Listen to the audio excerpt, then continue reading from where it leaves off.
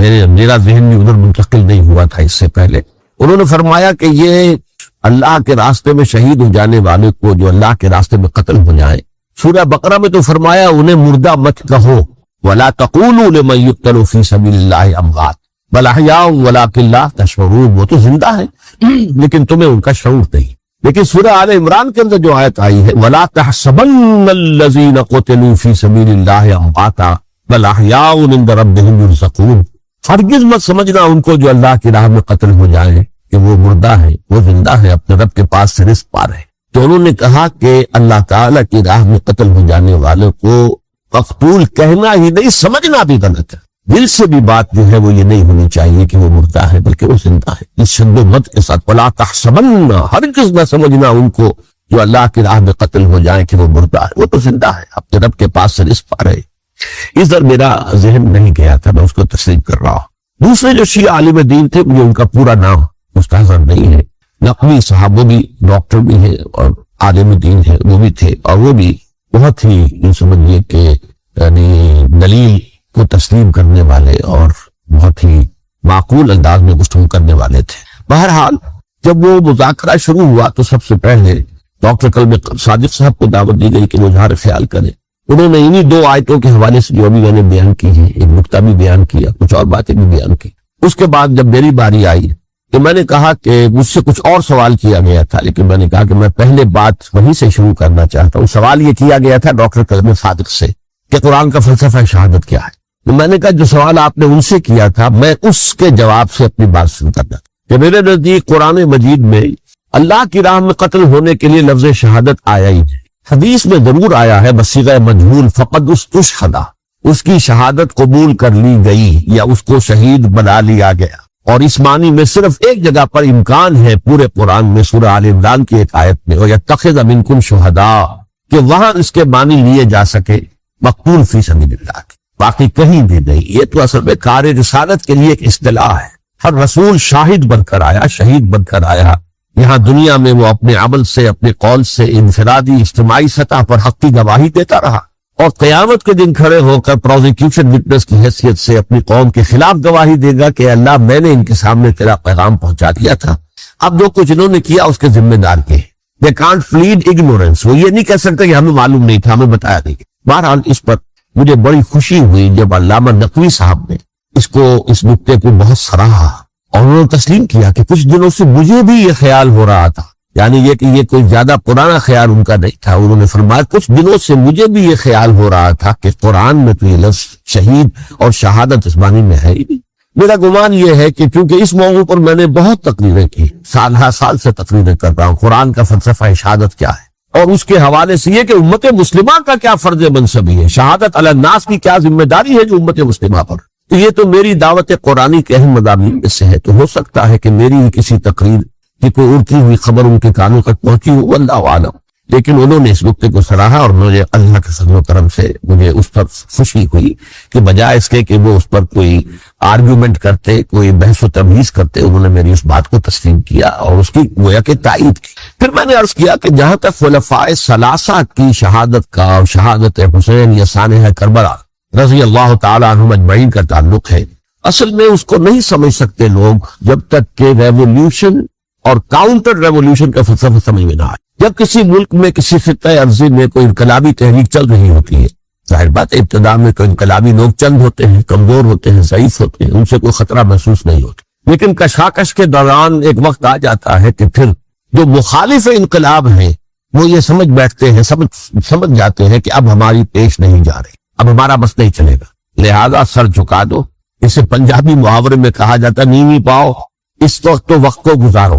اب اس کے بعد پھر کوئی موقع ملا تو دیکھیں گے کہ اس انقلاب کو ہم انڈو کر سکیں، کاؤنٹر ریولوشنری. یہ اصل میں فلسفہ سمجھ میں نہ آئے اور ریولوشن کا فلسفہ سمجھ میں نہ آئے تو سیرت النبی سمجھ میں نہیں آ سکتی. منہج انقلاب نبوی میری کتاب ہے، اس کو پڑھیے تو سیرت کا وہ تجزیہ آپ کے سامنے آئے گا جو آپ کی آنکھیں کھولتے کہ سیرت کو ہم کیا سمجھتے رہے اور سیرت اصل میں ہے کیا. بہرحال یہ کاؤنٹر ریولوشنری موومنٹس تھی کہ جب عرب میں حضور کو فیصلہ کن قوت حاصل، تو جو بھی مخالفین تھے انہوں نے سر جھکا لیا، سرنڈر کیا، اسلام لے وہ یا کہ چھپ گئے اسلام کے لباتے.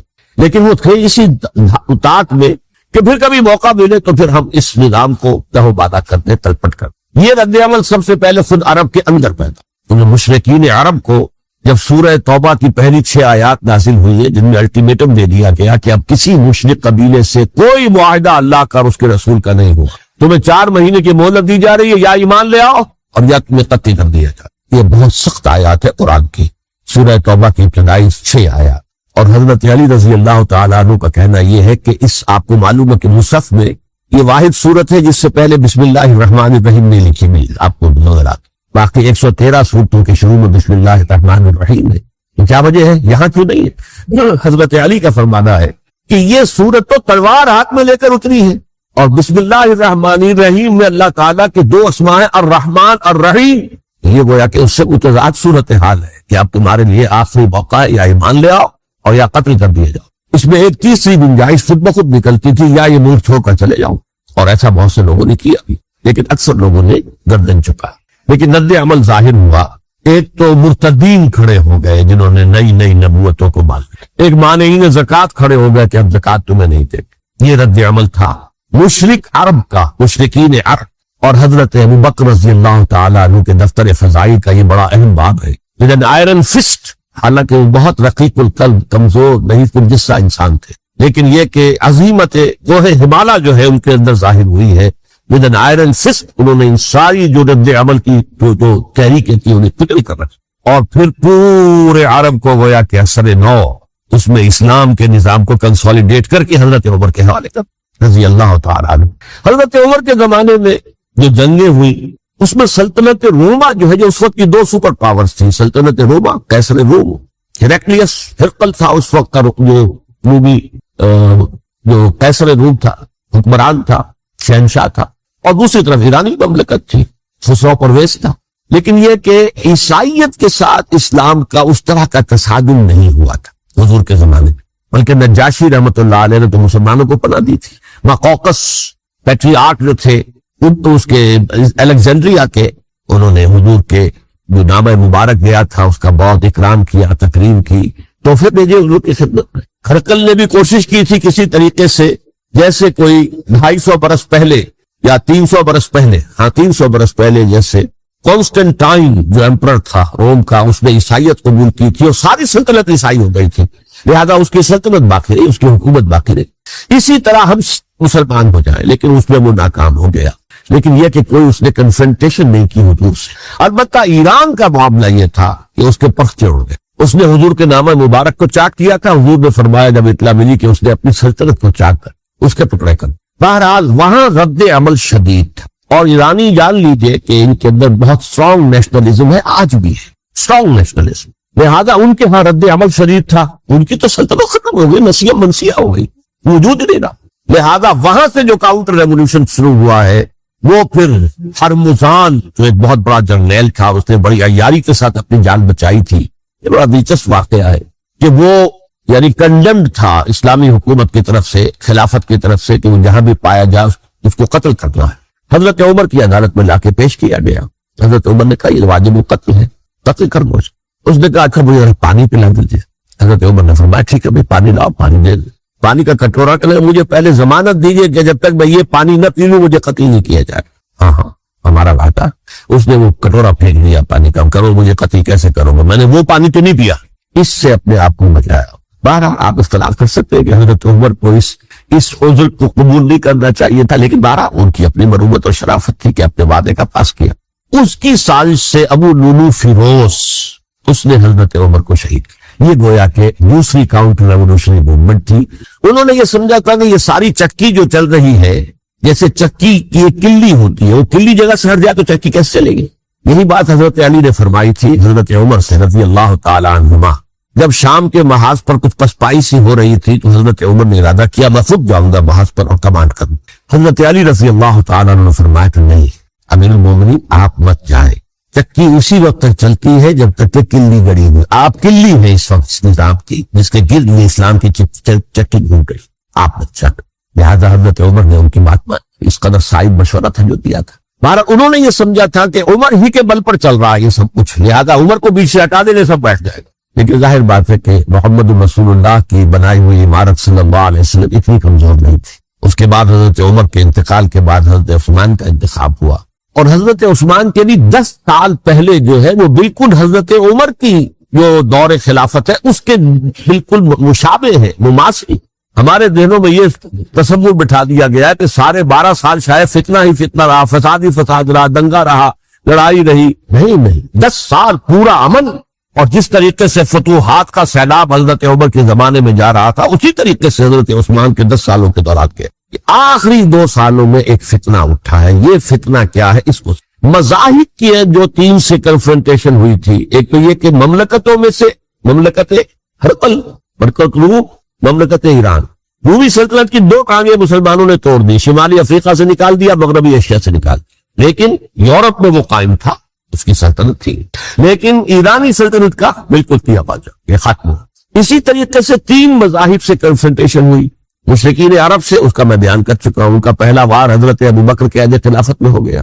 دوسرے جو عیسائیوں کا معاملہ تھا ان سے بھی کوئی تصادم نہیں ہوا حضور کے حیات طیبہ کے دوران، لیکن جو یہودیت بطور مذہب، اس کو ظاہر بات ہے کہ اسلام نے اس کو ختم کیا تھا، کم سے کم جزیرہ نما عرب۔ مدینے میں 3 قبیلے تھے جو اپنی غداری کی وجہ سے اور اپنی صلح کو توڑنے کے جرم کی پاداش میں 2 نکالے گئے، اور تیسرا جو ہے اس کے تمام جو بھی جوان افراد تھے انہیں قتل کیا گیا۔ پھر خیبر پر حملہ کیا گیا، اور خیبر کو جو ہے فتح کیا گیا، وہ یہودیوں کا بہت بڑا گڑھ تھا، اور جو مدینے سے نکالے گئے تھے وہ بھی وہیں جا کر مقیم ہو گئے تھے۔ تو اس اعتبار سے، اور پھر یہودی اپنے آپ کو سمجھتے تھے اللہ کی طرف سے دنیا میں جو نمائندہ جو ہے امت وہ ہم ہیں، اب انہیں معزول کر کے امت محمد کو وہاں پر کھڑا کر دیا گیا صلی اللہ علیہ وسلم۔ لہٰذا وہ بہت زیادہ یوں سمجھیے ایگریوڈ، سب سے زیادہ جن کو گزند پہنچا ہے حضور کے دست مبارک سے، وہ یہودی تھے۔ لہٰذا ان کا جو رد عمل آیا ہے وہ ہے جس کے نتیجے میں حضرت عثمان شہید ہوئے، حضرت علی شہید ہوئے، حضرت حسین۔ اب اس چیز کو اچھی طرح سمجھیے،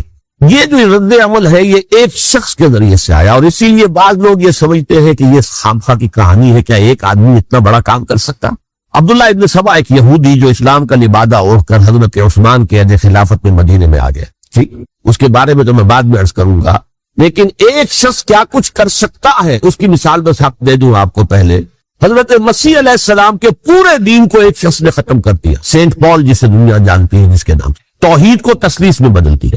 حضرت عیسیٰ علیہ السلام تو توحید کی تلقین کر کے گئے تھے، توحید ختم، تثلیث، جس میں پہلے باپ ماں اور بیٹا تھے، اس کے بعد باپ بیٹا اور روح القدس ہو گئے، تثلیث۔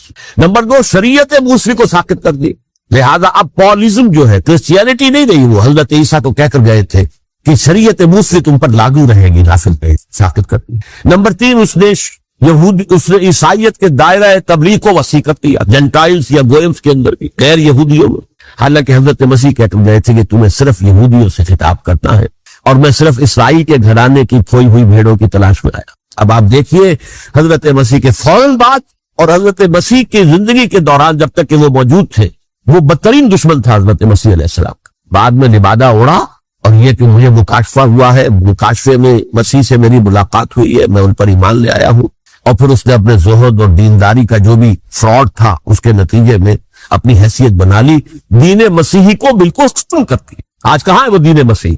دی 100 کے مصنف نے بھی صاف لکھا ہے کہ جب تک حضرت مسیح دنیا کے اندر موجود تھے، عیسائیت کی حیثیت یہودیت نے ایک فرقے سے زیادہ دی، یہودیوں کا ایک فرقہ، ایک جماعت۔ یہ سینٹ پال ہے جس نے اسے ایک مستقل مذہب کی حیثیت اختیار کی، تو it should be called پالزم، اور یہ ایک آدمی کا کارنامہ۔ اسی طریقے سے یہ تو ہو گیا حضرت مسیح کے فوراً بعد، رفع سماوی کے فوراً بعد۔ 1500 برس کے بعد ایک تحریک چلی ہے یورپ کے اندر، اصلاح مذہب، اور اس کی پشت پر بھی یہودی ذہن تھا۔ یہودی ذہن نے عیسائیت کو 2 حصوں میں تقسیم کر دیا، کیتھولک اینڈ پروٹیسٹنٹس، اور پروٹیسٹنٹس کو اپنا اعلی کار بنایا۔ یہ ایک علیحدہ مضمون ہے جس میں تفصیل میں نہیں جانا چاہتا، میری کتاب بھی موجود ہے اس موضوع پر، سابقہ اور موجودہ مسلمان امتوں کا ماضی، حاضر، مستقبل، اس میں میں نے تفصیل بیان۔ یہ جو تقسیم ہوا ہے تو وہ پہلی بات ایک یہودی، جیسے کہ علامہ اقبال نے، مارکس بھی تو ایک یہودی تھا نا، تو ابلیس کی مجلس شورا میں بڑا پیارا شعر ہے، وہ یہودی فتنہ گر، وہ روح مصدق کا بروز، ہر قبا ہونے کو ہے اس کے جنون سے چاک چاک۔ یہ ایک یہودی فتنہ گر مارکس نے وہ تصور دنیا کو دیا جس نے عظیم انقلاب برپا کیا روس کے اندر، بولشوک ریولوشن، اور جو پھر آدھی دنیا تک پھیل گئے۔ آج سے 50 سال پہلے امریکہ کانپتا تھا، روس کے سامنے کھڑا ہوا کانپ رہا، اس لیے کہ روس سائنٹیفک ترقی میں امریکہ سے بہت آگے تھا، اس کے ایسٹروناٹس پہلے گئے ہیں خلا کے اندر، امریکہ تو بہت پیچھے تھا۔ بہرحال اس نے جس طریقے سے USSR کا خاتمہ کرایا ہے وہ ایک علیحدہ بات ہے، میں اس وقت اس طرف نہیں جانا چاہتا، لیکن جان لیجئے کہ وہ ایک شخص کا کارنامہ، وہ یہودی فتنہ گر، وہ روح مزدق کا بروز سرقبہ ہونے کو ہے اس کے جنون سے تار تار، اسی طرح وہ عبداللہ ابن سبا یہودی فتنہ گر۔ آج اہل تشیع میں سے بعض حضرات کہتے ہیں کہ یہ عبداللہ ابن سبا یہ تو افسانوی شخصیت، اس کی حقیقت کوئی تھی ہی نہیں، حالانکہ ان کی اپنی کتاب میں رجال کشی کے اندر اس کا ذکر موجود ہے، اور یہ بھی موجود ہے کہ حضرت علی رضی اللہ تعالیٰ عنہ نے اپنے عہد خلافت میں اسے زندہ جلوایا ہے۔ اس کی وجہ کیا تھی؟ یہ آیا مدینے کے اندر اسلام کا لبادہ اوڑھ کر، اس نے چند عقیدوں کی اشاعت شروع کی۔ سب سے پہلے حضرت علی تو خدا ہے، گاڈ انکارنیٹ، اوتار کا تصور، جیسے ہندوؤں میں ہے رام چندر جی خدا کا اوتار، اور عیسائیت میں بھی پہلے گاڈ انکارنیٹ کا تصور تھا کہ حضرت مسیح خدا کا اوتار، انکارنیشن آف گاڈ۔ تو اس نے کہا کہ حضرت علی تو خدا کا اوتار ہے، خدا ہے۔ نمبر 2، اس نے کہا کہ ہر نبی کا ایک وصی ہوتا ہے جس کے حق میں وہ وصیت کرتا ہے، تو حضور صلی اللہ علیہ وسلم کی وصی حضرت علی ہے، لہذا خلیفہ تو اول روز سے حضرت علی ہے، حضرت ابو بکر، حضرت عمر، حضرت عثمان، یہ تو غاصب ہے، اور حضرت عثمان کی خلافت تھی اس وقت خاص طور۔ پھر اس نے جو قبائلی عصبیت تھی اسے بھڑکایا۔ پرانی جو عصبیت چل رہی تھی قریش کے اندر، وہ دو گھرانے ایک دوسرے کے بدلے مقابل تھے۔ دیکھیے، ایک ہوتا ہے قبیلہ، ایک ہوتا ہے گھرانہ۔ ہمارے پنجاب میں ایک قبیلہ ہے وٹو قبیلہ، اس کے گھرانے بہت سے، مانے کے، لالے کے، سجے کے، شامت کے، یعنی کوئی لالا تھا ان میں سے بڑا، ان کے بیٹے ہو گئے لالے کے، ان کی اولاد، خاندان یہ کہلاتے ہیں۔ قبیلہ ایک یہ وٹو قبیلہ، تو قبیلہ تھا قریش، اس میں گھرانے بہت تھے، بنو ہاشم، بنو امیہ، بنو تیم، بنو عدی، یہ بہت سے گھرانے تھے۔ تو جوٹی کے دو گھرانے جو تھے وہ بنو ہاشم اور بنو امیہ، ان کے درمیان چپلش تھی، مقابلہ، مسابقت، اور یہ مسابقت فی الخیر بھی ہوتی تھی۔ اگر انہوں نے غریبوں کو کھانے کھلائے ہیں تو ہم ان سے بڑھ کر کھلائیں گے، اگر وہ حاجیوں کی خدمت کرتے ہیں تو ہم ان سے بڑھ کر کریں گے۔ تو ان کے اندر یہ مسابقت الخیر بھی تھی، لیکن چپلش تھی کہ کوئی ہم سے آگے نہ نکل جائے، وہ سمجھتا تھا وہ آگے نہ نکل۔ پر اس شخص نے اس پرانی عصبیت کو تازہ کیا کہ حضور تو بنو ہاشم میں سے تھے، لہذا خلافت حق ہے بنو ہاشم، یہ غاصب ہیں۔ اس سے پہلے دو خلفاء جو تھے وہ نہ بنو ہاشم سے تھے نہ بنو امیہ سے۔ حضرت ابو بکر بنو تیم میں سے تھے، چھوٹا قبیلہ تھا، حضرت عمر بنی عدی میں سے تھے، وہ بھی چھوٹا قبیلہ تھا۔ یہ حضرت عثمان پہلے خلیفہ جو بنو امیہ میں سے تھے، جن کی پرانی چپکلش بنو ہاشم سے تھی۔ اب اس کو موقع مل گیا کہ پرانی قبائلی عصبیت کو بھڑکایا۔ یہ ہے اصل میں اس فتنے کا پس منظر عبداللہ ابن سبا نے جو آ کر پھیلایا ہے، اور اس کی تفصیل میں اس وقت میں نہیں جا سکتا، کیسے یہ فتنہ پروان چڑھا، کیا انہوں نے اسٹریٹجی اختیار کی، کہ یہ کیا کرتے تھے، گروہ بنا کر بھیجتے تھے لوگوں کو، کوفے میں جاؤ تو وہاں پر دمشق کے گورنر کے خلاف اور مصر کے گورنر کے خلاف الزامات لگاؤ، اس نے یہ کیا، وہ غبن کر گیا، وہ یہ کر گیا، وہ خیانت کر رہا ہے، وہ رشتہ داروں کو پال رہا ہے، اور عثمان کے خلاف بھی تقریریں کرو رضی اللہ تعالیٰ عنہ۔ دمشق میں جاؤ تو کوفے کے گورنر کے خلاف، کیونکہ دمشق کے گورنر کے خلاف بات کرو گے تو لوگوں کو معلوم ہوگا کہ یہ جھوٹ بول رہے ہیں، لیکن یہ کہ وہاں تو تم بات کرو کوفے کے گورنر کے خلاف اور مصر کے گورنر کے خلاف اور حضرت عثمان کے خلاف۔ مصر میں جاؤ تو بات کرو کوفے کے اور شام کے گورنر کے خلاف اور حضرت عثمان کے خلاف۔ یہ انہوں نے ایسا اٹھایا، اور اس زمانے میں آپ کو معلوم ہے ذرائع نشر و رسائی تھے نہیں، نہ اس فتنے کی پتہ چل سکا جب تک کہ وہ فتنہ جو ہے پوری طرح برگو بار لا کر تراور درخت نہیں بچے۔ اس کے نتیجے میں حضرت عثمان رضی اللہ تعالیٰ عنہ شہید، اور خلیفہ پھر حضرت علی رضی اللہ تعالیٰ عنہ کو انہی سوائیوں نے، جنہوں نے گھیراؤ کیا تھا، جنہوں نے حضرت عثمان کو شہید کیا ہے، یہی حضرت علی رضی اللہ تعالیٰ عنہ کے ارد گرد ہوئے۔ اور حضرت علی رضی اللہ تعالیٰ عنہ بھی نہیں چاہتے تھے خلافت کی بیعت لینا، لیکن آخر کیا کرتے، کیا وہ امت کو بغیر خلیفہ کے چھوڑ دیتے؟ حضرت زبیر سے کہا گیا، انہوں نے نہیں مانا، رد کر دی بات۔ حضرت طلحہ سے کہا گیا، انہوں نے نہیں مانا، حضرت علی سے کہا گیا، اب عشرہ مبشرہ میں سے یہی تو تھے نا، لہذا انہوں نے تسلیم کر لیا، خلافت ہو گئی۔ لیکن اس کے بعد جو خانہ جنگی ہوئی ہے، اس خانہ جنگی کے نتیجے میں نوٹ کر لیجئے کہ 1,00,000 کے قریب مسلمان ایک دوسرے کی تلواروں اور نیزوں اور بچیوں اور تیروں سے ہلاک۔ یہ ہماری تاریخ کا تاریخ ترین باب ہے۔ 5 سال، 4.5 سال حضرت علی کی خلافت کے اور 6 مہینے حضرت حسن کی خلافت رضی اللہ تعالیٰ عنہ۔ اس سے کیا ہوا کہ ایک طرف تو اسلام کی جو توسیع ہو رہی تھی، تھمتا نہ تھا کسی سے سیل رواں ہمارا، وہ سیلاب ہو گیا، انٹرنل سیبوٹاج ہو گئی نا، اب تو اندر ہی آپسی پہ اگر دستوں گریبان ہو گئے تو باہر اب کیا توسیع کرتے، وہ توسیع کا عمل رک گیا۔ اور یوں سمجھیے کہ جیسے ٹرک اگر کبھی چل رہا ہو، بھرا ہوا ہو، لوڈ ہی نہیں، اور وہ چڑھائی چڑھ رہا ہو، تو اگر کہیں موشن ٹوٹ جائے، ٹرک کو رکنا پڑے، تو ڈرائیور کے جان پر بن جاتی، اس لیے کہ اس کو دوبارہ سٹارٹ کرنا، اور جبکہ وہ چڑھائی پر ہے، انکلائن پہ آسان کافی خطرہ ہوتا ہے وہ پیچھے جو ہے وہ نہ جائے۔ اور پہاڑی علاقوں میں آپ کو معلوم ہے ذرا پیچھے چلے جانے کا مطلب جو ہے بہت خطرناک جو ہے نتیجہ نکل سکتا ہے۔ بہرحال حضرت علی رضی اللہ تعالیٰ عنہ نے اپنے خلافت میں ایک کام یہ کیا، اب اس کی کیا مصلحتیں تھیں یہ تو انہی کے علم میں ہوگا، ہم قیاس کر سکتے ہیں، میں اس تک میں نہیں جانا چاہتا۔ ابھی تک خلافت کا مرکز تھا مدینہ منورہ، حضرت ابوبکر، حضرت عمر، حضرت عثمان، وہیں جہاں حضور صلی اللہ علیہ وسلم رہے تھے اور جہاں پر کہ حضور مدفون تھے۔ لیکن حضرت علی نے اپنا مرکز جو ہے وہ کوفہ بنا۔ اچھا، اس کی ایک ظاہری وجہ یہ سمجھ میں آتی ہے کہ اسلام کا جو پھیلاؤ ہو گیا تھا، وہ سلطنت اتنی وسیع ہو گئی تھی کہ مدینہ منورہ بہت جنوب میں اور بڑے صحرا کو عبور کر کے جانا ہوتا۔ کوفہ جبکہ ایسی مقام پر تھا کہ جہاں سے مشرقی راستہ جا رہا ہے ایران کو، عراق کے اندر تو ہے وہ شہر کوفہ، اور پھر ایران اور خراسان اور ہندوستان کو راستہ جا رہا ہے، وہیں سے شمال کی طرف جا رہا ہے، شام کی طرف اور ترکی کی طرف، اور وہاں سے پھر یہ کہ مغربی افریقہ کو بھی کنٹرول کرنا، جو شمالی افریقہ کو بھی آسان تھا۔ بہرحال حضرت علی نے کوفہ کو اپنا مرکز بنایا، اور نتیجہ یہ ہوا کہ سبائیوں کا بھی مرکز وہی بنا، کیونکہ انہوں نے اپنے آپ کو گردا گرد رکھا حضرت علی کے رضی اللہ تعالیٰ۔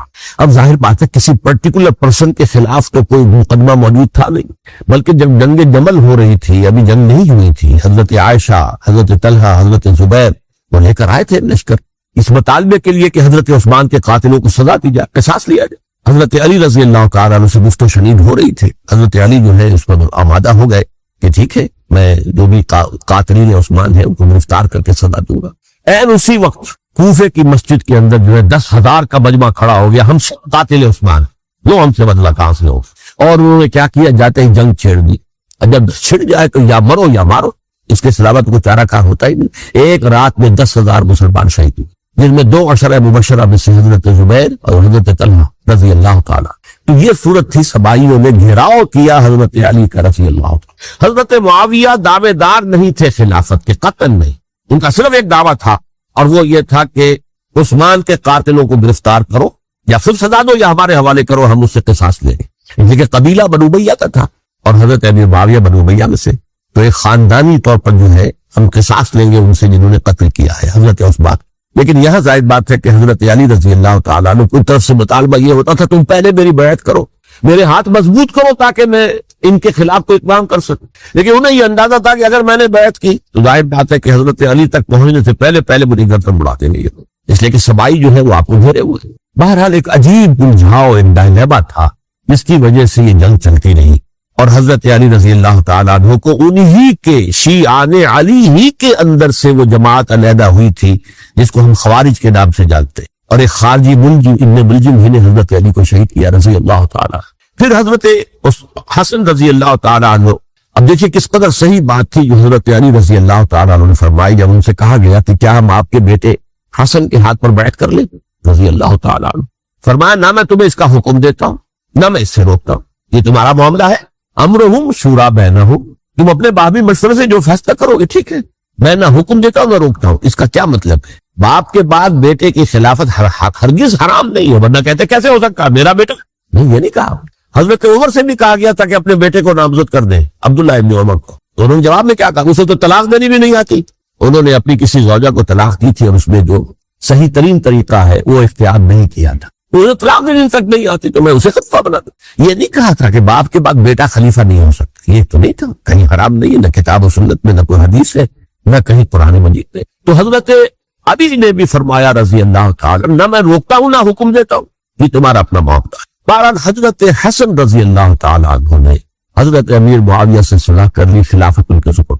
دیکھیے میں حضرت ابوبکر، حضرت عمر، حضرت عثمان، حضرت علی کے ساتھ حضرت حسن کے دور خلافت کو بھی خلافت راشدہ میں سے سمجھ، اور تبھی 30 سال پورے ہوتے ہیں اس حدیث کے مطابق کہ حضور نے فرمایا خلافت 30 برس رہے گی پھر ملوکیت آ جائے۔ تو حضرت حسن کا بہت بڑا کارنامہ یہ ہے کہ اس خانہ جنگی کا دروازہ بند کر، اور یہ پیشن گوئی تھی حضور کی صلی اللہ علیہ وسلم۔ حضرت حسن جو بچے تھے حضور کے انتقال سے پہلے، میرا یہ بیٹا مسلمانوں کے 2 گروہوں میں صلح کرائے گا، یہ حضور کی پیشن گوئی تھی۔ اور وہ پیشن گوئی حضرت حسن کے علم میں بھی ہوگی یقیناً۔ بہرحال انہوں نے صلح کی حضرت امیر معاویہ کے ساتھ رضی اللہ تعالیٰ عنہ، خلافت ان کے حوالے کر دی اور کچھ شرائط تھی طے ہو گئی۔ اللہ خیر سر حضور کی تو یہ پیشن گوئی جو ہے صحیح ثابت ہوئی کہ میرا یہ بیٹا مسلمانوں کے دو بڑے گروہوں کے درمیان صلح کرا دے، اور سبائیوں نے انہیں تانے دیے، یا عار المومنین، اے مومنوں کے لیے موجب عار، موجب شرم، تم نے بزدلی دکھائی، تم نے امیر معاویہ کو خلیفہ تسلیم کر لیا، تم نے بزدلی دکھائی۔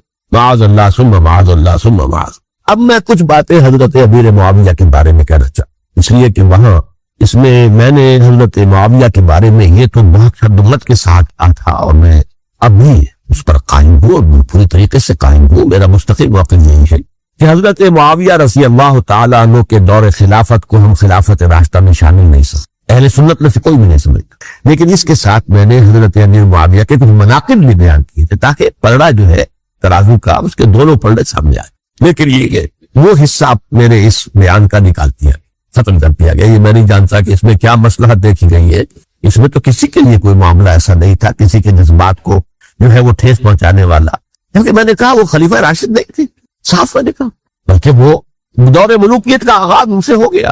بلکہ جب ایک صاحب نے یہ کہا کہ کربلا کے بعد سے دور ملوکیت آ رہی تھی، تو میں نے کہا نہیں جناب، دور ملوکیت تو 20 سال پہلے پوری ہو چکی تھی، شروع ہو چکی۔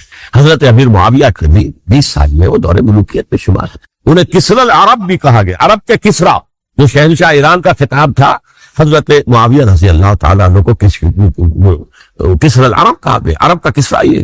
لیکن دوسری طرف یہ ہے کہ وہ صحابی رسول ہیں رضی اللہ تعالیٰ، حضور کے برادر نسبتی بھی ہیں، حضور کے سالے ہیں، ان کی ہمشیرہ ام حبیبہ حضور کی زوجہ محترمہ ہے، ام المومنین ہی ام حبیبہ رضی اللہ تعالیٰ۔ پھر کس قدر معتمد علیہ تھے حضور کے کہ کاتبان وحی میں شامل تھے، وحی کی کتابت کرنے والے چند لوگ تھے جنہیں کہ حضور کہتے تھے کہ اب یہ آیت لکھ لو، ان میں سے ایک امیر معاویہ رضی اللہ تعالیٰ۔ تو بڑے توازن کی ضرورت ہے۔ دیکھیے صحابہ کرام کا جہاں تک تعلق ہے، اہل سنت کا موقف یہ ہے کہ صحابہ تو کلہم عدول، صحابہ سب کے سب نیک نیت ہے، اور ان کی روایت جو ہے قبول کی جائے گی، رد نہیں کی جائے گی، ان پر کوئی جرح و تعدیل نہیں ہوگی، اس لیے کہ ان کا تزکیہ محمد رسول اللہ صلی اللہ علیہ وسلم نے کیا۔ لہذا یہ تو ہو سکتا ہے کہ کسی صحابی سے کوئی خطا ہو جائے، لیکن وہ خطا اجتہادی ہوگی، نیت کی خطا نہیں، نیت کی غلطی نہیں۔ اگر کسی صحابی کی نیت پر حملہ کیا جائے تو یہ اصل میں تان ہے، حملہ ہے حضور پر کہ وہ تربیت دے نہیں سکے اپنے ساتھیوں کو، معاذ اللہ ثم معاذ اللہ ثم معاذ، وہ تزکیہ کر ہی نہیں سکے۔ 3 جگہ جو قرآن میں آیا ہے یتلو علیہم آیاتہ ویزکیہم، تو کیا تزکیہ کیا؟ اگر ان کے قریب ترین ساتھی جو تھے، اگر ان کے اندر بھی بدنیتی تھی اور دنیا کی طلب تھی اور دنیا کے اندر اقتدار حاصل کرنے کا جذبہ تھا، تو پھر کیا تزکیہ کیا؟ معاذ اللہ ثم معاذ۔ لہذا صحابہ سب کے سب عدول ہیں اور ان سے اختلاف ممکن ہے، لیکن ان کی نیت پر حملہ نہیں ہو سکتا۔ تو حضرت امیر معاویہ کی شخصیت ایک چیز ہے، آپ کا دور خلافت دوسری چیز۔ شخصیت کے اعتبار سے صحابی رسول ہیں، برادر نسبتی ہے حضور کے صلی اللہ علیہ وسلم، اور پھر یہ کہ اس قدر معتمد علیہ ہے صحابہ میں سے کہ وہ کاتبان وحی، یہ عام آدمی کے کرنے کا کام نہیں تھا جو وحی کی کتابت کرے، اللہ کے کلام کی۔ البتہ یہ ہے کہ جیسا کہ میں نے عرض کیا، ان کا دور خلافت راشدہ نہیں ہے، وہ ملوکیت کا دور ہے۔ یہ میں نے عرض کیا، میں نے وہی صاحب نے جب یہ کہا کہ ملوکیت شروع ہو رہی تھی، میں نے کہا شروع نہیں ہو رہی تھی، ملوکیت تو 20 سال پہلے شروع ہو چکی تھی۔ اسی طریقے سے ایک صاحب نے کہا تھا کہ اسلام کو قائم کرنے کے لیے حضرت حسین میدان میں آئے، میں نے کہا یہ بھی غلط ہے، اسلام تو 60 سال پہلے قائم ہو چکا تھا، نبی اکرم صلی اللہ علیہ وسلم کے دستے مبارک سے اسلام قائم ہو گیا، جعل حق و ذاق الباطل ان الباطل کان زہوقا، پھر 30 برس تک وہ کامل شکل کے اندر قائم رہا۔ تو اسلام جو ہے وہ جو ہے در حقیقت اب قائم کرنے والی بات نہیں تھی، البتہ اس کے اندر زوال شروع ہو گیا تھا، اس زوال کے عمل کو روکنے کے لیے حضرت حسین میدان میں۔ یہ چیز کو صحیح تاریخی پرسپیکٹو میں رکھنا، تو جس طرح سے دین کو قائم کرنے کے لیے دیکھیں، قائم تو کیا محمد رسول اللہ صلی اللہ علیہ وسلم والذین معہ رضی اللہ تعالیٰ عنہ، انہوں نے کیا تھا۔ ہاں اب جو ہے وہ اپنی اس شاندار حیثیت سے نیچے گرنے لگا تھا، وہ میں بعد میں عرض کروں گا کہ میں نے اسے کیا عرض کیا تھا کہ یہ اس زوال کو روکنے کے لیے کسی طریقے سے یہ اپنی اصل حقیقت میں قائم رہے، یہ حضرت حسین رضی اللہ تعالیٰ عنہ کے سعی تھے۔ اچھا، حضرت امیر معاویہ کے جو 20 سال ہیں وہ پورے امن، سکون، اطمینان، کوئی جھگڑا، کوئی فساد، کوئی اختلاف، کوئی باہمی خاندانی، کچھ 20 سال، یہ بھی تاریخ کی بڑی چشم کشا حقیقت ہے جو عام طور پر لوگوں کے علم میں نہیں ہے۔ سبائی بھی دبکے رہے، حضرت امیر معاویہ کی حکومت اتنی مضبوط تھی، کنٹرول، کہ ان کو کچھ سر اٹھانے کا موقع نہیں ملا، موجود تھے دبکے رہے. جیسا کہ میں نے کہا ریولیوشن کے آخری مرحلے پر آ کر جو مخالفین ہیں وہ دب جاتے ہیں کہ پھر دیکھیں گے موقع ملے گا تو پھر لینے ان سے حساب کتاب. 20 سال رہے ہیں پورے امن میں. 10 سال کے بعد یعنی درمیان میں ہے حضرت امیر معاویہ کا عہد خلافت. ایک صحابی جو کہ بزرگ صحابہ میں سے ہے، مغیرہ ابن شعبہ رضی اللہ تعالی عنہ، وہ آتے ہیں اور وہ کہتے ہیں کہ دیکھیے امیر المومنین کتنی بڑی خانہ جنگی رہی تھی مسلمانوں کی آپس میں، اور اب بھی اگر آپ کسی کو نامزد کیے بغیر چھوڑ گئے امت کو تو پھر خانہ جنگی ہو جائے. 1 لاکھ اس وقت جو ہے وہ ہلاک ہوئے تھے، نہ معلوم اب کتنے خراب. لہٰذا آپ اپنی زندگی ہی میں نامزد کر دیجئے کسی کو خلیفہ، ولی عہد بنا. حضرت امیر معاویہ نے ابتداءً جو ہے انکار کیا نہیں، لیکن ان کے دلائل ایسے تھے وزنی، اور میں سمجھتا ہوں کہ وہ بات صحیح تھی جو مغیرہ ابن شعبہ نے کہی، اس لیے کہ اب صحابہ کرام میں سے جو کبار صحابہ تھے وہ تو سب دنیا سے رخصت ہو چکے تھے. اب تو یا صغار صحابہ رہ گئے تھے جو حضور کے زمانے میں بچے تھے، حضرت حسن، حضرت حسین، عبداللہ ابن زبیر، یہ بچے تھے نا، یا تو وہ تھے، اور یا بالکل نو مسلم تھے. اور نو مسلموں میں بڑی تعداد وہ تھی جو ایرانیوں کی تھی، شامیوں کی تھی، ادھر کی تھی، ادھر کی تھی. تو ان کو تو ظاہر بات ہے کہ تربیت نبوی سے کیا خلافت راشدہ سے بھی اکثر و بیشتر کو کوئی حصہ ملا ہی نہیں تھا. تو اس صورت میں اب وہ اعلیٰ ترین معیار پر حکومت کے نظام کو قائم کرنا ممکن نہیں ہے. کوئی قبائلی عصبیت جب تک حکومت کی پشت پر نہیں ہوگی حکومت مستحکم نہیں. یہ گویا کہ ایک جس کو کہتے ہیں کہ حقیقت بینی، واقعیت پسندی، ایک آئیڈیالزم ہے اور ایک ریئلزم ہے کہ آپ فیکٹس آن دی گراؤنڈ کو غور کریں، سوچیں اس کے اوپر اور پھر کوئی فیصلہ کریں. اس اعتبار سے پھر حضرت امیر معاویہ نے بات مان لی اور بیعت لے لی لوگوں سے حضرت یزید کے لیے کہ یہ خلیفہ ہوں گے میرے بعد. اس کو ولی عہدی کہتے ہیں. اچھا، اس وقت 5 افراد ایسے تھے کہ جنہوں نے اس سے اختلاف کی. یہ بات بہت اہم ہے. میرا کتابچہ ہے سانحہ کربلا، اس کے کچھ نسخے آج یہاں ہوں گے، آپ لوگ پڑھیے اسے غور سے اور پھیلائیے تاکہ حقیقت سامنے آئے. 5 افراد کون تھے جو ہونے چاہیے؟ ابو بکر فوت ہو گئے، ان کے بیٹے عبد الرحمن ابن ابی بکر. عمر فوت ہو گئے، ان کے بیٹے عبداللہ ابن عمر. عباس فوت ہو گئے، ان کے بیٹے عبداللہ ابن عباس. زبیر فوت ہو گئے، ان کے بیٹے عبداللہ ابن زبیر. اور حضرت حسن جو ہے ان کا انتقال ہو چکا تھا، حضرت علی کے بیٹے حضرت حسین رضی اللہ تعالی عنہ اجمعین. حضرت حسن کے بارے میں ایک فریق کا کہنا یہ ہے کہ انہیں زہر دے کر ہلاک کیا. اہل تشیع کا قول یہ، جبکہ اہل سنت کہتے ہیں کہ نہیں، وہ اپنی جو بھی طبی وہ موت تھی اس سے ان کے وفات. لیکن میں اس میں نہیں جانا چاہتا، اس لیے کہ یہ مائکرو ہسٹری جو ہے نا، وہ تو ایک ایک واقعے کے لیے ادھر کی روایات کیا، ادھر کی کیا ہے، ان کے پاس کیا دلائل، یہ تو کسی ریسرچ اسکالر کا موضوع، میرا موضوع نہیں. لیکن بہرحال یہ 5 حضرات تھے جنہوں نے ولی عہدی کی بیعت نہیں کی. لیکن حضرت معاویہ اتنے حجیب الطبع انسان تھے، انہوں نے جبر نہیں کیا، کوئی تشدد نہیں کیا. ٹھیک ہے، ولی عہدی کی بیعت نہیں کر رہے، کوئی بات نہیں، میری بیعت تو کی ہوئی ہے نا، ابھی تو میں زندہ ہوں، بات ختم ہو گئی. میری بیعت کو تو نہیں توڑا انہوں نے، فسخ بیعت نہیں کی. اس اعتبار سے انہوں نے نہ کوئی تشدد کیا، نہ جبر کیا، نہ کوئی مواخذہ کیا. لیکن جب امیر معاویہ کا انتقال ہو گیا، اب ولی عہدی کی بجائے وہ اب خلافت کی بیعت، سب لوگوں نے بیعت کر لی. ان 5 میں سے ایک فوت ہو چکے تھے، حضرت عبد الرحمن ابن ابی بکر فوت ہو چکے رضی اللہ. 4 تھے، ان 4 میں ایک اختلاف. 2 کی رائے یہ تھی، عبداللہ ابن عمر، عبداللہ ابن عباس، کہ اگرچہ یہ کام غلط ہوا ہے، اسلام کی روح کے منافی ہوا ہے، یہ بادشاہت کی بنیاد پڑ رہی ہے، لیکن یہ بات ایسی نہیں ہے کہ اس کی بنا پر ہم خانہ جنگی شروع کروا دیں، امت کے خون خرابہ کروائیں، فساد کروائیں. لہذا انہوں نے بیعت کر لی. اب کوئی اگر یہ کہے معاذ اللہ کہ وہ بک گئے تھے یزید کے ہاتھوں، معاذ اللہ ثم معاذ اللہ، وہی بات آپ اختلاف کر سکتے ہیں کہ انہیں نہیں کرنی چاہیے تھی، یہ کوئی رائے رکھے، مجھے اختلاف نہیں. لیکن ان کی نیت پر حملہ کریں گے تو حملہ محمد رسول اللہ پر ہوگا صلی اللہ علیہ وسلم. عبداللہ ابن عمر کون ہے؟ کتنی حدیثیں ان سے جو ہے وہ منقول ہیں. عبداللہ ابن عباس کون ہے؟ جنہیں حضور نے جو ہے جن کے لیے دعا کی تھی، اے اللہ فقہہ فی الدین وعلمہ التاویل، اے اللہ اس نوجوان کو دین کا فہم عطا کر اور قرآن کی تعویل اور تفسیر کا علم عطا کر. حبر الامہ کہلاتے ہیں. وہ کہیں پیسوں اور ٹکوں کے عوض بن جانے والے نہیں تھے، انہوں نے امت کی مصلحت دیکھی. نیت جو ہے اس پر حملہ نہ کیجئے، البتہ اختلاف کا حق آپ کو حاصل. 2 حضرات جو ہے ڈٹے رہے کہ نہیں، ہمیں کم وقت میں ریزسٹ کرنا ہے. عبداللہ ابن زبیر عمر کے اعتبار سے وہ بڑے ہیں. مسلمانوں میں سب سے پہلے ولادت مدینے میں جا کر جو ہوئی ہے وہ عبداللہ ابن زبیر کی ہوئی ہے. ہجرت کر کے جب مہاجری وہاں پہنچے، کچھ عرصے تک کسی کے یہاں کوئی اولاد نہیں ہوئی، تو لوگوں نے تانے دینے شروع کر دیے کہ معلوم ہوتا ہے کہ یہاں آ کر یہ مکے کے رہنے والے جو کمزور ہو گئے ہیں، ان کی اولاد ہی نہیں ہو رہی. پھر عبداللہ ابن زبیر کی ولادت ہوئی ہے. یہ حضرت ابو بکر کے نواسے ہیں.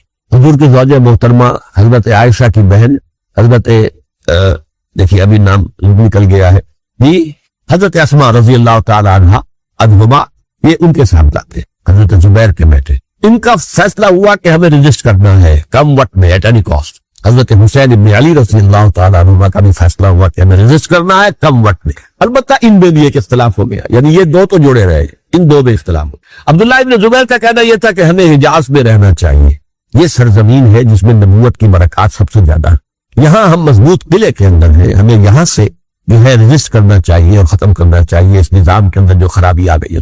حضرت حسین رضی اللہ تعالیٰ عنہ کے پاس خطوط کا تانتا بنا ہوا تھا، کوفے سے لوگ خط لکھ رہے تھے، آئیے آئیے آئیے، ہم آپ کے ہاتھ پر بیعت کریں گے، ہم آپ کے ہاتھ پر بیعت کریں گے، ہم آپ کے ہاتھ پر بیعت کریں گے. یہی وہ کوفہ جو حضرت علی کا دارالخلافہ رہا تھا اور جو پھر سبائیت کا گڑھ بن گیا تھا. چنانچہ حضرت حسین نے حضرت مسلم بن عقیل کو بھیجا وہاں پر کہ میرے نمائندے کی حیثیت سے جا کر وہاں پر بیعت لو. 10-12 ہزار افراد نے بیعت کر لی. لیکن اس کے بعد یزید کی طرف سے گورنر بنا کے بھیجا گیا ابن زیاد کو. ابن زیاد نے آ کر جو تشدد کیا اور سختی کی تو سب کے سب بیعت توڑ کر اور سب منحرف ہو گئے. مخلصین تو وہ تھے نہیں، الکوفی لایوفی، کوفی جو ہے وہ تو کوئی وعدہ وفا کرنے والا ہوتا ہی نہیں. بیعت توڑ دی. فمن نقص فانما ينقص على نفسه، بیعت کے بعد بیعت توڑ دینا بہت بڑا گناہ، توڑ دی. ادھر اطلاع مل گئی حضرت حسین کو، چل چکے تھے، وہ راستے میں تھے کہ وہاں تو مسلم بن عقیل شہید ہو گئے اور سب لوگوں نے بیعت توڑ دی.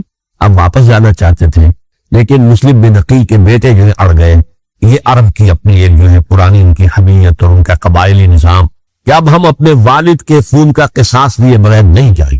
حضرت حسین رضی اللہ تعالیٰ عنہ کی مرمت اور شرافت کہ یہ میرا ساتھ دینے کے لیے آئے تھے، اب میں ان کا ساتھ نہ دوں تو یہ تو شرافت الملت کے خلاف ہے. کہا اچھا چلو چلتے. وہاں جا کر بھی این اپنے میدان کے اندر بھی حضرت حسین رضی اللہ تعالیٰ عنہ نے 3 چیزیں پیش کی ان کوفیوں کے لشکر کے خلاف. سب سے بڑا لشکر کے اندر سب سے بڑے تو کوفی تھے جنہوں نے بیعتیں کی ہوئی تھی حضرت حسین کے ساتھ.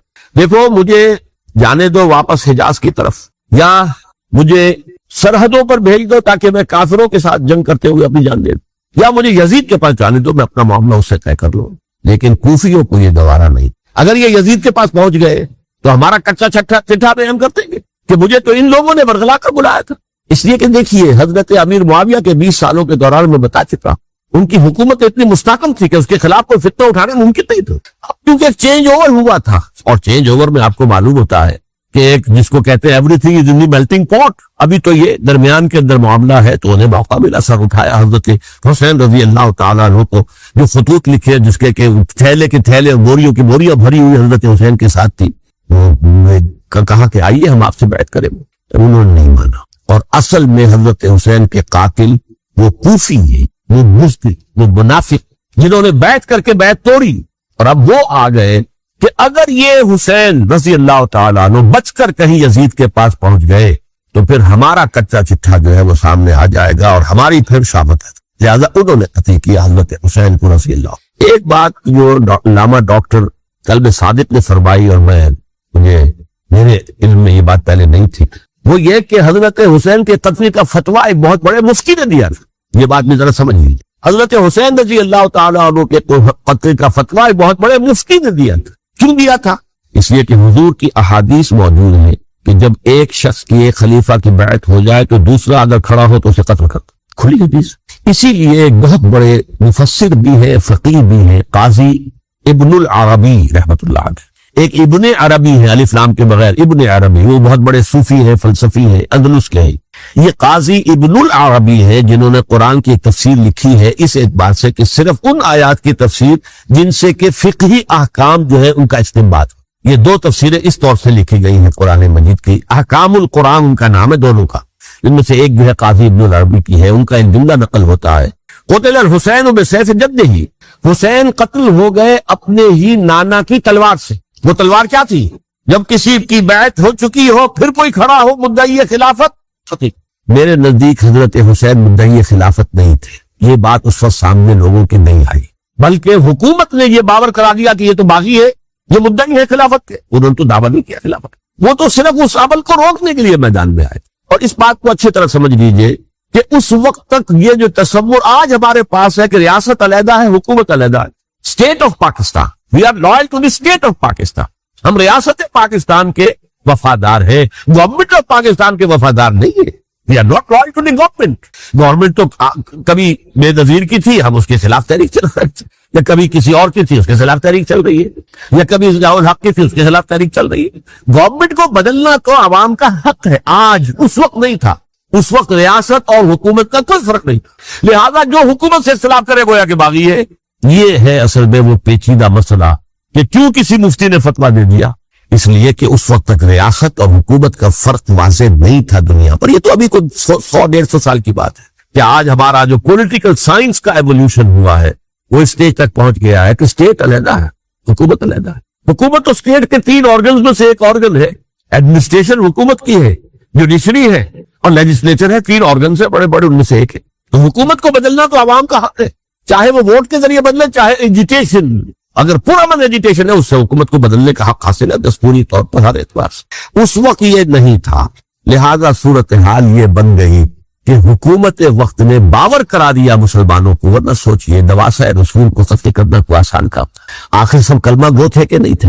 کلمہ گو تو تھے نا، اور حضور سے عقیدت و محبت میں کبھی، لیکن یہ کہ فتویٰ، اگر ایک بہت بڑے مفتی کا جو کہ حضرت علامہ ڈاکٹر کلب ساقط صادق صاحب نے فرمایا، مجھے اس مفتی کا نام بھی معلوم نہیں، کہ ایک مفتی کا فتویٰ تھا وہ، جس کے بنا پر اب ان لوگوں نے حضرت حسین کو قتل کیا، اور یہی وجہ ہے کہ انہوں نے پھر خیموں کو بھی آگ لگا دی۔ بھائی حالانکہ دیکھیے اگر دشمنی کا انتقام ہوتا تو حضرت علی بن حسین جو بیمار تھے، جو بعد میں زین العابدین رحمت اللہ علیہ کے نام سے پھر یہ اہل تشیع کے چوتھے امام معصوم ہیں، حضرت علی، حضرت حسن، حضرت حسین، اور پھر حضرت علی بن حسین زین العابدین رحمت اللہ علیہ، کیا ان کو بھی قتل کر دیتے؟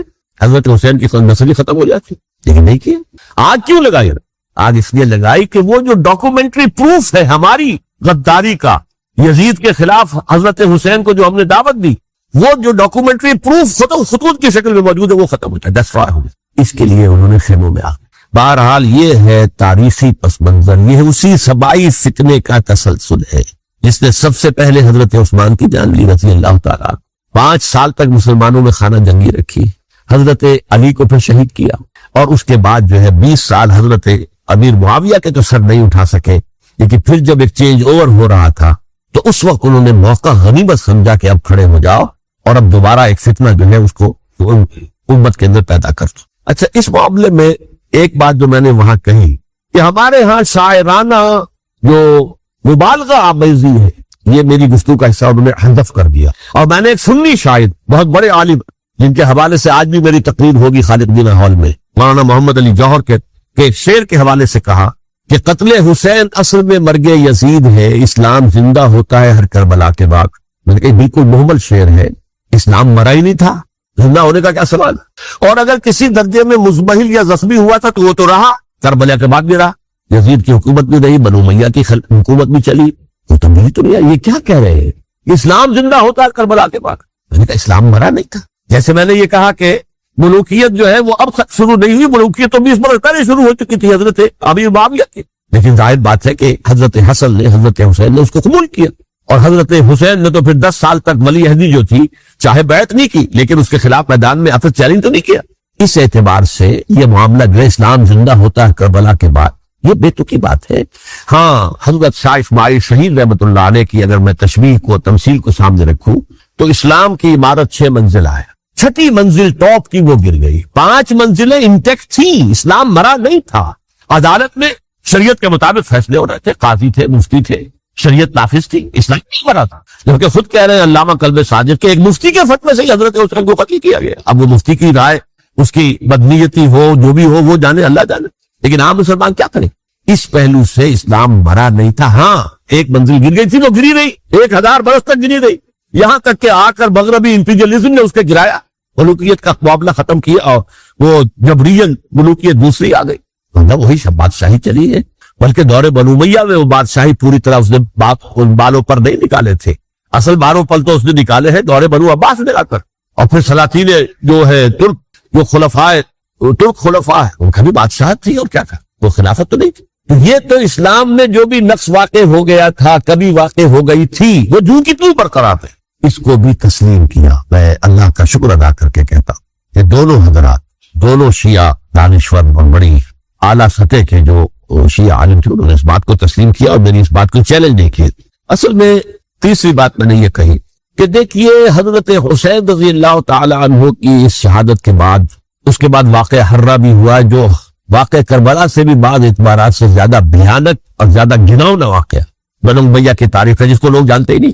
مدینہ کے کچھ لوگوں نے بغاوت کی اور انہوں نے اس کے خلاف فوج بھیجی، اور فوج کو جو مدینہ فتح کر لیا 3 دن کے لیے حلال کر دیا. جو چاہو کرو، یہاں جسے چاہو مارو، جسے چاہو لوٹو، جس کا گھر چاہو برباد کرو، جس عورت کو چاہو ریپ کرو.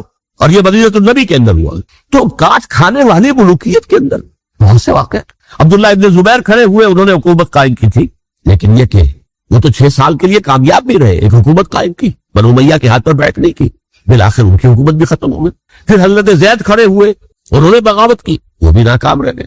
پھر بنو عباس میں کھڑے ہوئے حضرت نفس زکیہ، حضرت حسن رضی اللہ تعالیٰ عنہ کے اولاد میں، وہ بھی ناکام ہو گئے، شہید ہو گئے. پھر یہ سمجھ لیا گیا کہ اب یہ جہاں تک 6ٹھی منزل ہے وہ تو دوبارہ تعمیر نہیں ہو سکتی. یہ تو جس کی لاٹھی اس کی بھینس، جس کے پاس طاقت ہوگی اس کی حکومت ہو، جس کا قبیلہ زیادہ قوی ہوگا، جس قبیلے میں زیادہ عصبیت ہوگی، مضبوط ہوگا، متحد ہوگا، طاقتور ہوگا، اسی کی حکومت ہوگی. البتہ اس کے نیچے لوگوں کے اخلاق کی اصلاح کرو. صوفیاء کرام نے وہ کام اپنے ذمہ لیا، اور بالکل وہی کام ہے کہ جو ائمہ اہل بیت کرتے رہے. حضرت حسن کی اولاد میں، پھر حضرت علی بن حسین رضی اللہ تعالی، حضرت حسین کی اولاد میں، پھر امام محمد باقر، امام محمد جعفر صادق، اور اس کے بعد بھی 5 اور. کسی نے بغاوت نہیں. جیسے علماء کرام کام کر رہے تھے اور جیسے صوفیاء کرام کام کر رہے تھے، ایسے ہی وہ مسلمانوں کی علمی تربیت، روحانی تربیت اور تزکیہ کر رہے تھے. کسی نے حکومت کو چیلنج نہیں کیا. نوٹ کر لیجیے اس بات. حضرت علی نے بھی چیلنج نہیں کیا تھا، حضرت حسن نے چیلنج نہیں کیا، صلح کر لی. تو ائمہ اہل بیت جو 12 یہ گنتے ہیں، جن میں سے آخری جو ہے حضرت مہدی کو تو ابھی ظاہر ہونا ہے، ان کے عقیدے کے مطابق وہ روپوش ہیں، وہ ظاہر ہوں گے. لیکن 11 حضرات کے بارے میں یہ کہ حضرت حسین کے سوا کسی نے بھی چیلنج نہیں کیا، اور حضرت حسین نے بھی اس مغالطے پر کیا کہ کوفی ساتھ دیں گے، اور یہ موقع ہے کہ یہ جو 6ٹھی منزل اسلام کی گر گئی ہے، اسے دوبارہ تعمیر کر دیا جائے. انہوں نے خلافت کا دعویٰ نہیں کیا تھا، یہ انہیں عوام کو مغالطے میں مبتلا کیا گیا کہ یہ خلافت کا مدعی ہو کر سامنے آیا. جیسا کہ میں نے آپ سے کہا تھا، امیر معاویہ نے حضرت علی کے عہد خلافت میں کبھی خلافت کا دعویٰ نہیں کیا. مدعی خلافت نہیں تھے. وہ تو یہ کہتے تھے کہ قاتلان حسین جو ہے، قاتلان عثمان کو سزا دو، قصاص دو، بس. اسی طرح حضرت حسین نے بھی، اب دیکھیے اس ضمن میں اس میں کوئی شک نہیں ہے، حضرت حسین رضی اللہ تعالی عنہ کی جو شہادت ہوئی ہے، ان کے ساتھیوں کی، اعزاء و اقارب کی، تاریخ انسانی میں یہ عزم، ہمت، شجاعت، مثابرت، صبر، استقلال، استقامت، اس کی بہت روشن مثال، بہت روشن مثال ہے، بہت روشن مثال. لیکن اس سے تاریخ کی رفتار پر کوئی اثر نہیں. وہ جو ملوکیت آ گئی تھی وہ اور گہری سے گہری ہوتی چلی گئی. واقعہ کربلا کے بعد تو واقعہ حرہ ہوا بڑی دن بعد، اس سے زیادہ تو میرے خیال میں کہ اور ہمارے لیے لائق شرم جو ہے وہ واقعہ ہے ہی نہیں اس پہلو سے. لیکن حضرت حسین کا ایک، اب ان کو یہ کہ میں، مطلب یہ کہ اگر میں ان کے ہاتھ پر بیعت کر لیتا ہوں، جو کہ اس وقت سامنے موجود تھے، کہ یزید کی بیعت تمہارے ہاتھ پر کرتا ہوں، تو گویا کہ اپنے آپ کو سرنڈر کر دیتے. وہی خطرہ جو امیر معاویہ کو تھا کہ مجھے وہ تو پہنچنے بھی نہیں دیں گے علی تک رضی اللہ تعالیٰ عنہ، اور مجھے پہلے شہید کر دیں گے. یہی خطرہ حسین کو تھا رضی اللہ تعالیٰ عنہ کہ مجھے یزید تک پہنچنے نہیں دیں گے، پہلے سمجھ کر دیں. اور ویسے بھی یہ ایک شرافت، مروت اور حمیت اور غیرت اور عزت نفس کا تقاضا بھی تھا کہ بھائی معاملہ ہے یزید کا، میرا مجھے وہاں جانے دو، اللہ اللہ کر سکتا، یو کین اسکورٹ می، میرے دائیں بائیں چلو تاکہ میں کہیں اور بھاگ نہ جاؤں تمہارے خیال میں، وہاں پہنچا دو، میں وہاں پہ جا کے اس سے معاملہ کر لوں. لیکن انہوں نے قتل کی. اصل قاتلان کوفی وہی سمائی. البتہ یہ ہے کہ اس واقعے کی جو یادگار ہے، اس میں کوئی شک نہیں ہے کہ اس نے مسلمانوں میں سے ایک گروہ کے دل میں قربانی اور شہادت کا جذبہ بہت پیدا کیا، اس میں کوئی شک. اور جس طریقے سے کہ عاشورہ محرم میں یاد منائی جاتی ہے، جس طریقے سے اس نے اہل تشیع کے اندر قربانی کا جذبہ بے انتہا پیدا کر. اگرچہ وہ جذبہ بروئے کار نہیں آتا، اس لیے کہ ان کے ہاں یہ عقیدہ ہے، یہ طے ہے کہ جب تک حضرت مہدی ظاہر نہیں ہوں گے ہم کسی کے خلاف بغاوت نہیں کریں. یہ پوری تاریخ میں ان کا معاملہ رہا، تمام جو ہے ائمہ اہل بیت کا معاملہ رہا. جب تک مہدی نہیں آتے، keep sitting and keep waiting, wait and see, that's all. یہ تو خمینی صاحب نے کیا ہے، آیت اللہ خمینی صاحب نے، کہ انہوں نے یہ ایران کے شیعوں کو باور کرایا کہ بھائی جب آئیں گے حضرت مہدی آ جائیں گے، لیکن ہم اب ہاتھ پر ہاتھ پہ بیٹھے رہے، باطل کو چیلنج بھی نہ کریں، ہمیں کچھ تو کرنا چاہیے، وہ ہاتھ پاؤں ہلانے چاہیے، اور کچھ نہیں تو مہدی کا راستہ جو ہے صاف کرنا چاہیے، تمہید کرنی چاہیے، ان کے راستہ ہموار کیا جائے۔ یہ ان کی بڑی عظمت ہے آیت اللہ خمینی صاحب کی، کہ اہل تشیع ایران کے جو ہیں انہوں نے یہ بات منوا دی کہ ہم بالکل انرٹ نہیں بیٹھے رہیں گے، بلکہ اب انہیں نائب امام قرار دے کر اور ولایت فقیہ کے فلسفے کے حوالے سے، یہ دو چیزیں ان کی جو ہے بنیادی فلسفے کی ہیں، وہ اس وقت میرا موضوع نہیں ہے، انہوں نے عوام کو ایسا کھڑا کیا ہے کہ 20,000 سے لے کر 30,000 کے درمیان انسانوں نے جانے دی، عورتوں کے جلوس نکلے، تیرسار بچہ گود میں ہے عورت کے، اور گولی کھا رہی ہے، مر رہی ہے، گر رہی ہے۔ اب سوچیے زندگی کتنی عزیز ہوتی ہے، اور شیر خار بچے کے لیے ماں کی جو زندگی ہے، اس ماں کو اپنی زندگی کتنی عزیز تر ہوگی کہ اپنے لیے نہیں تو اس بچے کے لیے مجھے جینا ہے، لیکن نہیں، گولیاں کھائیے نا گری۔ یہ جذبہ انہی میں ہے۔ واقعہ یہ ہے کہ اہل سنت کے اندر یہ جذبہ نہ ہونے کے برابر، یہ میں غافل ساتھ میں کیا، پورے عالم اسلام میں صرف شیعہ ایران ایسا نکلا ہے کہ جس نے بادشاہت کا خاتمہ کیا، باقی سعودی عرب میں بادشاہت بیٹھی ہوئی ہے، اربوں ڈالر کا ایک محل بنتا ہے ان بادشاہوں، اور سنی سن کوئی حرکت نہیں۔ وہ تو اب جو حرکت ہو رہی ہے وہ اینٹی امریکن حرکت ہے جو ہو رہی، در حقیقت وہ مسئلہ بالکل دوسرا ہے جو اس وقت ہو رہا ہے، لیکن یہ کہ عالم اسلام میں کوئی تحریک ایسے نہیں اٹھی۔ یہ اہل تشیع میں ہے، جو بالکل استثنائی بات ہے کہ انہوں نے جو ہے ایسا بادشاہ جس کو کہا جاتا تھا کہ اس کا جو اسلحہ خانہ ہے وہ ایشیا میں سب سے بڑا اسلحہ خانہ ہے، جو 2500 سالہ پرانی جو ایک عظمت تھی ایران کی، اس کو دوبارہ تازہ اور زندہ کرنا چاہتا ہوں۔ 2500 سالہ برسی اس نے بنائی تھی، اس کے لیے ایک شہر آباد کیا تھا کہ خسرو یا سائرس یا ذوالقرنین قرآن مجید کی اصطلاح میں اس کی یادگار بنائی تھی، اور وہ سوچ رہا تھا کہ وہی عظمت دوبارہ ایران کی ہوگی جو کہ خسرو کے زمانے میں تھی، جس کا قرآن مجید میں سورہ کہف کے اندر ذکر ہے، مشرقی فتوحات، مغربی فتوحات، شمالی فتوحات۔ تو وہ بادشاہ کو بھاگنا پڑا قربانی کی وجہ سے۔ تو یہ جو ہے واقعہ کربلا نے، اس میں کوئی شک نہیں ہے کہ ایک ایسی مشعل روشن کی ہے جس کو کہ ہر شخص کو دیکھنا چاہیے۔ یہ بھی انسان، جیسے کہ اقبال نے ایک شعر کہا تھا غالب کے لیے، فکر انسان پر تیری ہستی سے یہ روشن ہوا ہے، پرے مرغ تخیل کی رسائی تاک ہو جا۔ تو فکر انسان پر حضرت حسین کی قربانی سے یہ واضح ہوا ہے کہ انسان کس حد تک جا سکتا ہے قربانی دینے کے لیے اپنے کسی مقصد کے لیے۔ مقصد ان کا جو تھا، میں نے اسی لیے آیت پڑھی تھی، معاذ اللہ ثم معاذ اللہ۔ میں ایک آخری بات جو کہہ رہا ہوں وہ نوٹ کر لیجئے، ایک خاص انتہائی نقطہ نظر کے عام کیے جانے کی وجہ سے سنیوں میں بھی ایک انتہائی رد عمل پیدا ہوا، ایکسٹریم رائٹسٹ سنی سے۔ اگر ایک طرف سے حملہ کیا گیا ہے حضرت عثمان کی نیت پر، ان کو خیانت کا الزام لگایا گیا، ان پر اقربا پروری کا الزام لگایا گیا، حضرت ابو موسیٰ شریف پر خیانت اور غداری کا الزام لگایا گیا، یہ ساری چیزیں اگر صحابہ کرام کے اوپر ہوئی ہیں، امیر معاویہ پر، امیر اور عمرو بن العاص پر، تو جواب میں کچھ لوگ کھڑے ہو گئے، حضرت علی وہ اقتدار کے طالب تھے، معاذ اللہ ثم معاذ اللہ ثم معاذ، یہ اہل سنت کا موقف نہیں۔ حضرت حسین اقتدار کے طالب تھے، ہرگز نہیں ہرگز نہیں ہرگز۔ وہی اصول جو میں نے بتایا تھا سب کے لیے لاگو رہے گا، وہ امیر معاویہ کے لیے ہے تو حضرت علی کے لیے بھی، حضرت حسین کے لیے بھی ہے۔ یہ نیک نیت ہے، آپ ان کی کسی رائے سے اختلاف کر سکتے ہیں لیکن ان کی نیت پر حملہ نہیں کریں گے۔ نیت پر حملہ کریں گے آپ کا ایمان بالرسالت جو ہے وہ بدل ہو جاتا۔ یہ رسول کے ساتھ بھی، رسول نے ان کا تذکیہ کیا، یتلو علیہم آیاتہ ویزکیہم، اس کا سارا عمل محمد کا کیا ہوا صلی اللہ علیہ وسلم۔ تو صحابی کے معاملے میں یہ ہمارے ہاں ان کو اہل سنت جو ہے، جو معتدل مزاج کے، اکثریت ان کی، یہ تو چند لوگ ہیں ذرا قلم چلا لیتے ہیں تو ان کی بہت سی کچھ چھوٹی چھوٹی کتابیں بھی شائع ہو گئی ہیں بہت، لیکن انہیں اہل سنت نے قرار دیا ناسبی یا خارجی، جیسے خوارج نے کہا تھا حضرت علی بھی کافر ہے اور حضرت ابی معاویہ بھی کافر ہے، حضرت عمرو بن العاص بھی کافر ہے، معاذ اللہ ثم معاذ اللہ۔ ایسے ہی کچھ لوگ حضرت حسین پر بھی الزام لگاتے ہیں کہ اقتدار کی حوث اور طلب کے اندر انہوں نے یہ سارا سفر کیا تھا، اور بس یہ ہے کہ وہ جو بازی تھی وہ ہار گئے۔ اللہ اللہ حسن اللہ، اس سے آگے کیا ہے باب؟ معاذ اللہ ثم معاذ۔ اسی لیے میں نے آیت آج جو پڑھی تھی ایک اور جو بہت بظاہر آپ کو معلوم ہوئی ہوگی، غیر متعلق ہے میرے آج کے عنوان سے، تلک الدار الآخرۃ نجعلھا للذین لا یریدون علوا فی الارض ولا فسادا۔ یہ سورہ قصص کے آخری آیات میں دیکھو، یہ آخرت کا گھر جو ہے وہ ہم خاص کر دیں گے ان لوگوں کے لیے جو اس زمین میں اپنے اقتدار کے طالب نہیں ہوتے۔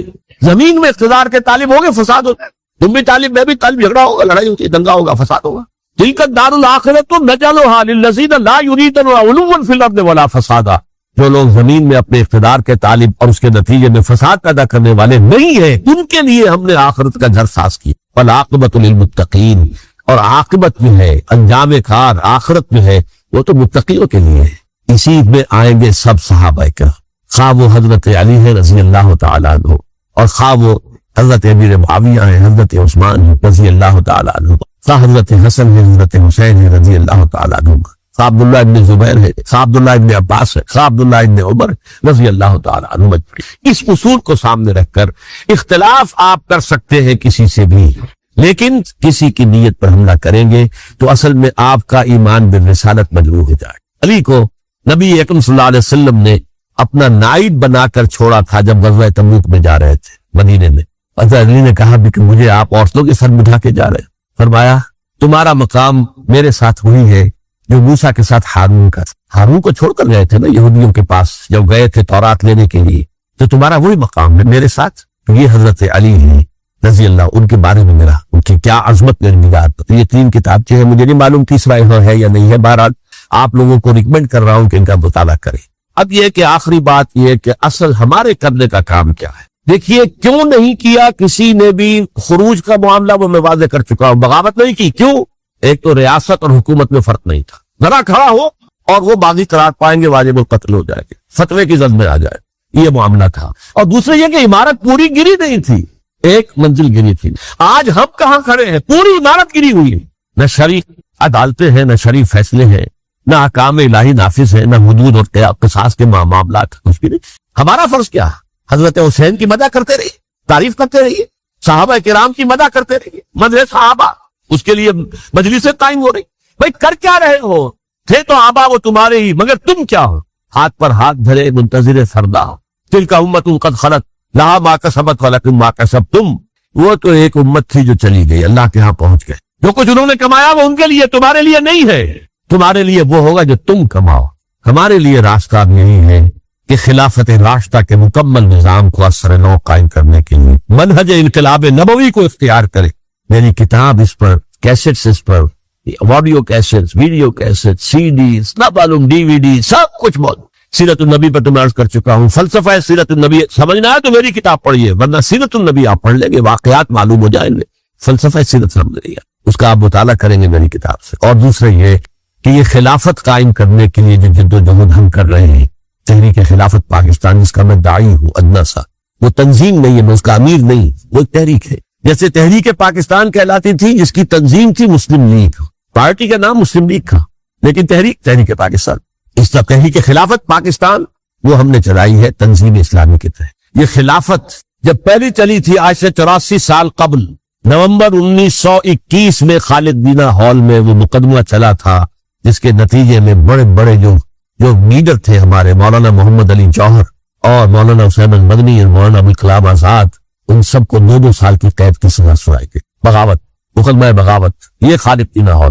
اسی میں سن 91 یا 92 میں نے 3 دن تقریریں کی تھی، جن میں آج سے پھر میں 3 تقریریں کرنے والا ہوں، ایک آج شام کو، ایک کل شام کو رات 9 بجے، آج بھی کل بھی، ایک پرسوں اتوار کی صبح 10 بجے ہے کیا 11 بجے۔ تو اس میں آپ حضرات شرکت فرمائیں تاکہ اصل جو ہمارے کرنے کا کام ہے، تاریخ کو بھی سمجھنا چاہیے، تاریخ کے عوامل کیا ہیں، کیا پس پردہ عوامل کار فرما تھے، کیا کسی شے کی اصل حقیقت ہے، وہ سمجھنا چاہیے۔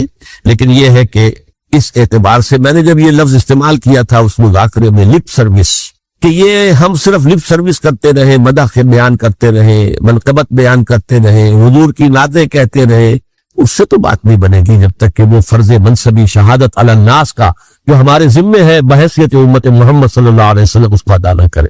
مجھے خوشی ہے کہ اس کی بھی تائید دونوں حضرات نے کہ ہاں یہ لپ سروس کا اللہ تعالی حضرت حسین کے نقش قدم پر چلتے ہوئے، بلکہ اصل میں تو ہمارے لیے اسوہ رسول ہے محمد صلی اللہ علیہ وسلم، اس پر چلتے ہوئے ہم پاکستان میں اسلام کا نظام خلافت قائم کرنے کی جدوجہد کریں۔